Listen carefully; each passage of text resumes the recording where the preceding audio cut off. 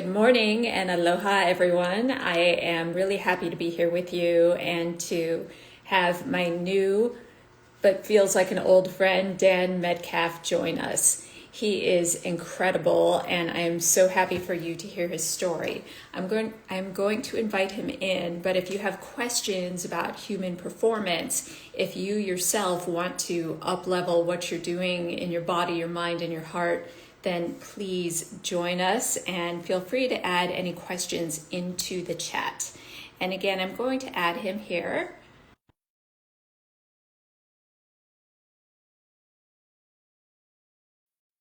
And I'm sending everyone a lot of aloha and sunshine from Hawaii. Hey, how are you? Hey, I'm doing great. How are you, Dan? Yeah, I'm doing great. So good to see you look as great as ever.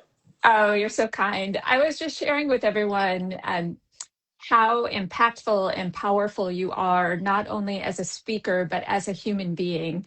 And when it comes to human performance, not only athletic, but just in life and feeling empowered, I see you as someone who can really take people on a journey back to themselves and often to a version of themselves that they might have lost along the way. So rather than read your resume, which is so impressive, I'd prefer to ask you what lights you up and what led you down this path. Thanks. And first off, I got to say it was incredible watching you on stage. You got such a glow about you, and that comes from life experience. And one of the things that I think that people forget is how experienced they are in life itself.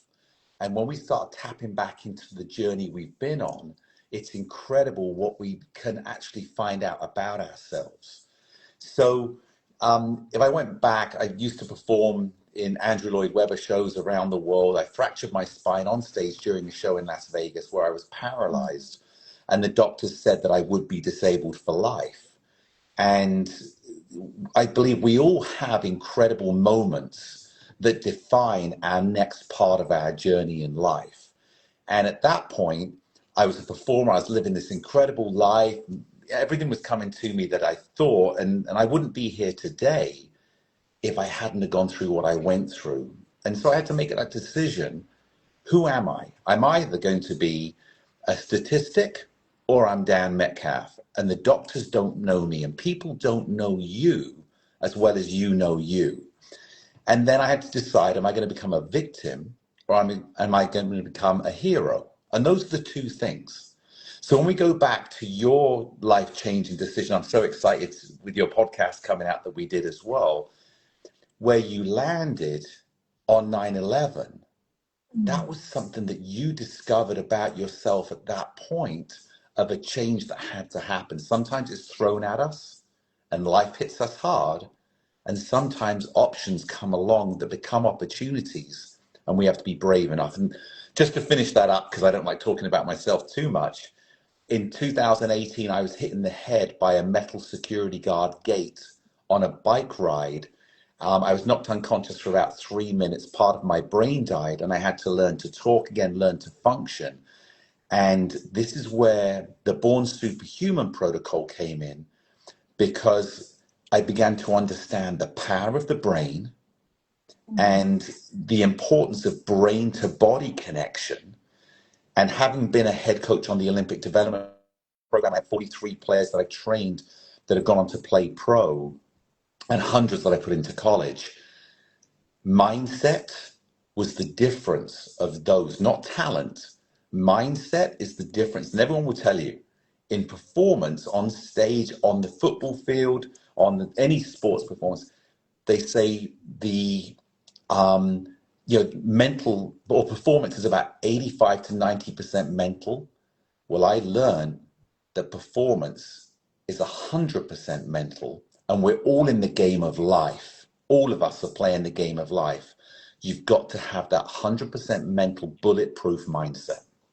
Mm. I love everything that you're saying.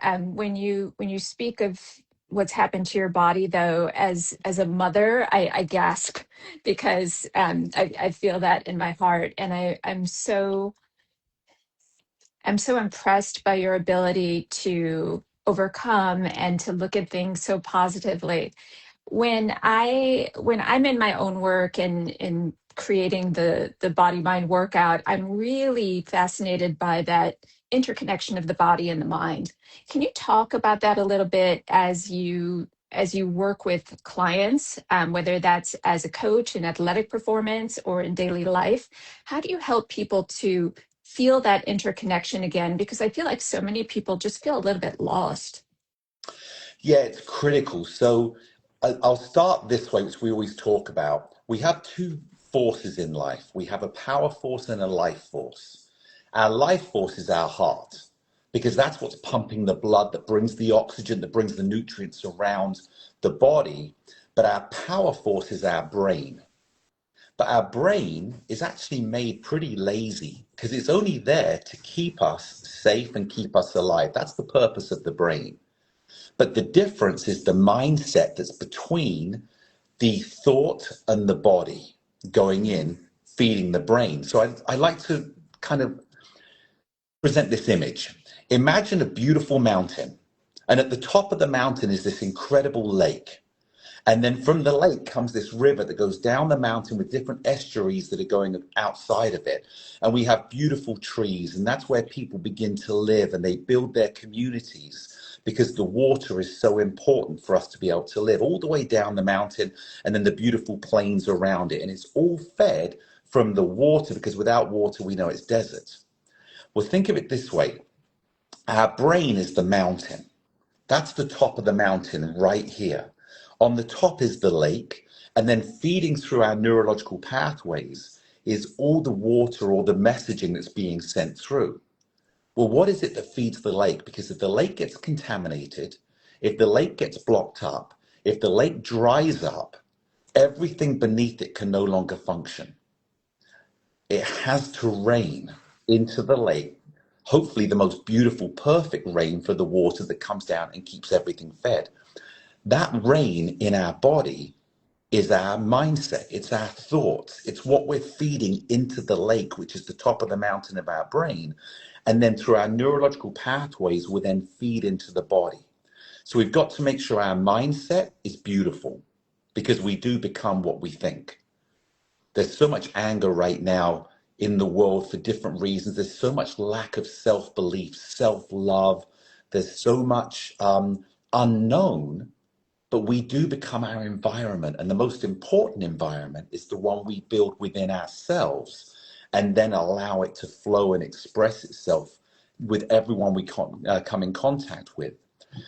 So from the brain, or the messaging going into the brain then will go to work and say, this is what I want, this is what I'm going to focus on. Or I'm a victim, I don't believe in myself, I don't have the power. And as Henry Ford said, whether you think you can or you can't, you're right.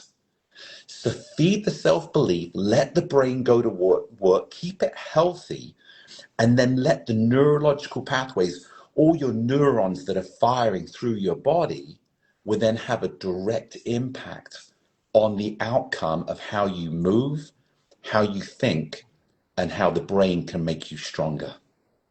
I love that. And just let me take a moment to say hello to everyone. We have a lot of people joining us from all over the world, from Los Angeles, from Chicago, from Hawaii, from Mexico. And thank you all for joining us and for listening to the wisdom of Dan Metcalfe, who I had the joy of meeting in Los Angeles at Coach 360's Career Lab. I heard him on stage and I stopped in my tracks, not only because of the timbre and the gravitas of his gorgeous voice, but also the message. The message is so impactful. So let me go back to just for a moment to when people are feeling like they're victims, when they're feeling like I can't get over this thing that happened to me in the past. What are some of the ways that you might coach someone to rise above, to see another path? Well, there's the saying that I love, which is every level has its own devil. So Ooh. as we begin to grow, everything that happens to us is actually a lesson. And if we refuse to look at it as a lesson, we then become beaten down because when we have a lesson, we also can find a solution. And when we have trauma from the past, whether it's psychological or physiological, and both are slightly different approaches, because whether it's an accident that you had in an event or in a car or something that gave you physical damage, or what's even harder is the emotional damage we've suffered through life. We have to understand, why did it happen to us? What did I need to learn? Because if I don't learn the lesson, I'm then going to be stuck at this level for the rest of my life, and we lose that passion and energy that we were born with, because we were all born superhuman and we were slowly numbed down and dumbed down. So if it's physical, what I love to do is go back and revisit what happened, because there's a part of the brain, the cerebellum really is a movement control overall, the whole brain's involved. But within that is a part called the pyramis. And the pyramis will store memory as to what happened and create fear in our periaqueductal gray, which is a part of the brain that slows us down. So fear also brings down slowing. And I go into that and we work through that from a physical point of view. But on the mental side, it's much harder to release, because it's now become neuron engraved in us with our DNA. Even from generations before, if your mother was scared of a spider, the chances are you're probably going to be scared of a spider too. So what we have to do is go back, look at what the lesson was, not what the trauma was. We'll understand that by understanding the lesson. And then say, how do we rewire the brain, which is really my specialty? How do we rewire the brain to think and have our natural subconscious change the way we react to the conscious that's happening to us? That's incredible. It reminds me a little bit of the work of Dr. Joe Dispenza and how he speaks about what fires together, wires together. But what you're actually doing is you're up leveling that. You're taking it to the next step and teaching people how to rewire. Yeah, absolutely. And it's phenomenal. I've had people, there's some other philosophies that I have along the way as well that we engage, because there's no one step for everybody, but there is a way to think that allows people to self-discover what works for them. And so I liken it to, how do we take what we naturally are subconsciously projecting, make Mhm. it conscious, and then retrain it so that, again, what wires together is going to fire together. Well, how do we change the wiring so the new firing gives us a different outcome? It's not hard to do. I've had people that have given up smoking that day that have been trying for 30 years to give up, because they realize the power they have when they tap back into their own brilliance. And one of the dangers we have is people then end up making excuses. Well, I'll do it tomorrow. I'll just do it another day. I'll just go from, and we talk about cigarettes. I've been smoking a pack. I'm down to 5 a day. I'll just have one more. I'll just have one more. And what they're giving up is their power over what's called addiction. And it's real. So I'm not negating that. But when we really tap into our own power, we understand we are stronger than the addiction. How do we face it? And addiction doesn't have to be chemical. It doesn't have to be a physical product. It doesn't have to be a habit. An addiction can be something that we don't know how to stop, even though we know it's not serving us. So, Dan, I wasn't expecting to go here, but it feels like a natural progression to the conversation. When we look at people who are feeling as though they're victims and they've sort of stepped out of their power, what I'm seeing that that's happening not only on the micro, not only on the individual level, but it's happening in society as well. And we have a lot of disempowerment as a society. How would you recommend that we take your principles and your teachings and this amazing ability to step into not only accountability but personal power and transformation? And how can we like bring that to the masses so that we all feel great together and we remember that we're all one? Yeah, it's a great question. I think there's never been a better time in the world to create togetherness, because there is so much separation. And people, I think, are searching. But what's happened, in just my opinion, is people have become so obsessed with one outcome on whichever direction they're going, that they're not open anymore to talking, discussing, and seeing how it's affecting them. In many ways, we're all becoming stuck in one direction, wanting it to go a certain way. And the one thing we've got to remember, everything has a cycle. Everything works out in the end. Maybe not the way we want it, but it all works out. And that becomes our new starting point. So I think what we need to do is actually step back and say, how is this serving me? What am I doing? What's it doing to my life? If I'm walking around angry all the time, that's actually creating disease in my body. It's going to make me sick. And it comes down to what I call the non-negotiables. I'm okay to do this, but this is a non-negotiable. And when I set myself to it, no one's going to persuade me to go another way, not because I don't respect them, but no one's going to make me go that way because it's not good for me. And when we make ourselves strong, we start attracting the people that will glorify our own life by glorifying their life. And until we have those non-negotiables, and then that starts feeding who we are inside and starts making us going, I'm really proud of myself. You've got to go for self-love, because self-love is essential for you to be able to affect other people. And if we can change our mindset and the wiring in the brain to say, I don't need to get caught up in a purpose that doesn't serve me and doesn't serve the society that I want to live in, but instead of creating enemies, I'm going to create an openness that people can feel my energy and want to be around me. That will slowly change the others. We've got to start with ourselves, though, because that's the only one that we can affect, unless we give other people our remote control, and that will never work out good. And that reminds me of the saying, "A rising tide lifts all ships." You are the tide. You're lifting everyone. Yeah, and everyone's incredible. When I have born superhuman, it's not me. You're born superhuman. Every single person on this world is born superhuman, because think about it. From the moment of conception until that umbilical cord is cut, the baby is always relied on the mother. But as soon as that umbilical cord is cut without anybody telling the baby, suddenly for the first time in existence, that baby is completely on its own. Now it has teams around it, doctors, nurses, mums, dads, whatever it is to help it. But that system, without any preparation of what it's going to go into, suddenly creates this most beautiful power force. And you'll know it being the mother with your kids and anyone out there that's been around kids. It's incredible. How does it happen? Well, if we could do that with no knowledge except our own brilliance, what can we truly do with all the experience if we go back to how we were born to thrive, to live our dreams, to be beautiful inside and out, and not get numbed down and dumbed down by society that doesn't want us to rise? Because if we do, it's not that we're trying to promote ourselves, we start exposing the restrictions that have been put on us. It's incredible when we start looking at what people can achieve. Absolutely.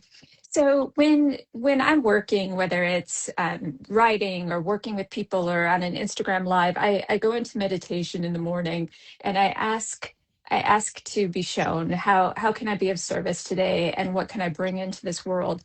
And what was so interesting this morning when I was meditating before you and I came on here, I was led to a book, and the book had this beautiful poem by Kabir. And in this poem, he finds a doctor and he's asking the doctor, how do I heal what's wrong inside of me? And the doctor says, I want you to think about all of the things that have happened to you and all of the people who have hurt you. And now I want you to say thank you, because they have all brought you to me. And I was like, oh my gosh, this is so beautiful. But it reminds me of the power of being thankful and grateful for all of these experiences. And that's what I see in you, whether you're talking about the accident or all of your incredible life experiences. That's the only way to say it. You've turned it into medicine, not only for yourself but for others. Can you share with everyone, how can they find you if someone wants to work with you individually, if they want to check out Born Superhuman and your podcast and all of the amazing things that you do? How do they find you? Yeah, thanks so much. Can I just add one thing really quickly Yeah, in there? please. Um, I had a tough childhood growing up, and I think most of us do. And resilience isn't built by going through something. Resilience comes by what we actually went through. because resilience doesn't come till after the event where we learn the strength to go through that carries us forward. And my mum would always say to me, Dan, I'm so sorry for your childhood. And I'm sorry for the things that happened to you. And I'm like, Mum, I don't want you to say sorry. I want you to say you're welcome. Mhm. Because all the things that happened, and I still had a great childhood, but all the things that happened led me to have the strength when I faced adversity. So going to the poem that you were talking about, it is, I want people to say you're welcome, whether it's my greatest friend or my biggest adversary in life, they can all say you're welcome, because how I took it was for my own benefit, to growth, to help other people. And if I can help anybody, I would love to. You can go to bornsuperhuman.com, which is for the mindset, the training. I've got a course coming out later this year, which I'm really excited to impact. Or if it's the physical health that you want to reconnect, whether it's balance loss, MS, Parkinson's, stroke survivors, you're an Olympic athlete that I train that want to improve your brain to body connection, go to totalbalancecompany.com and you'll see there the program that I teach. And for all of you who are joining us from all over the world, whether it's on this live or you're watching the recording, again, I see you in LA and Hawaii and Mexico and todos lados. Thank you for joining us today. And I cannot recommend Dan Metcalfe enough. He is such a gifted teacher and his message is so powerful. So please go follow him on social if you're not already. Go check out his website and enjoy. Thank you so much. Thank you, Dan. You are a gift to this world and such a bright light, and I appreciate your time. You could be speaking about yourself. Thank you so much. Thank you. See you soon. Aloha. Aloha.